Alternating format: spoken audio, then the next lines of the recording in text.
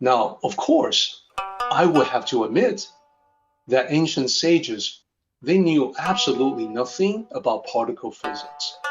But the previous two bullets about life and ideas and inventions, they could definitely observe that, and they could conclude the same, that everything came out of nothingness. And allow me to illustrate this idea in a more graphical way. Being and non-being. Let's talk about production process in general using a specific example. In this image, you see the woods, you see the trees in the forest. In front of the trees, you see timber.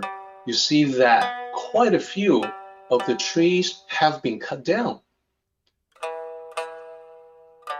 Therefore, the trees have gone from being trees to no longer being trees. Not trees anymore. They cannot continue on being trees. They've been cut down, and therefore they transitioned from being to non-being. The timber did not exist before when they were just trees, so they went from non-being to now being timber. They're going to go from being timber to non-being as well. How so? Well, we know that the timber will be processed, cleaned up, cut, shaped into wooden blocks, wooden planks, into pieces of wooden boards. So at that point, the material for construction has come into being, but the timber no longer exists as just raw, unprocessed timber. So the wooden boards transitioned from not existing to now existing. They're there. You can see them, you can touch them, you can work with them, you can use them to shape something. And when you use them, they stop at some point being wooden boards. They being shaped into something else. Furniture is definitely a possibility. House, boat, all possibilities. I'll use chairs, wooden chairs, for our example here. That furniture has gone from not existing before to now existing. So as the trees no longer exist, now the chairs exist. Trees are now non-being. The chairs are now being.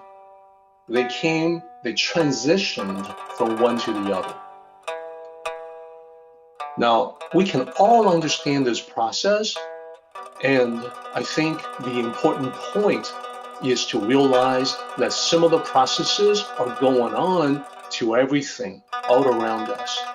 This is probably the simplest one to understand, but it's basically the same thing everywhere. Furthermore, what we're looking at here, it can be further extended in both directions, past and future. If we think about the past of a tree, there was a point in time when the tree existed as a seed, not as a tree, a full-grown tree, but just as a seed, which is the potential for a tree. When the seed sprouted and became, in time, a tree, the seed went from being to non-being. It no longer existed as a seed. And when it was a seed, the tree did not exist as a tree, but after growth, the tree came into being from non-being. So that's how easily we can extend it back in time. And we can also extend far into the future. What if the furniture is burnt up in a fire? What if in the course of time, it breaks down and is discarded? It can be destroyed in some fashion. Therefore, the furniture can go from being to non-being.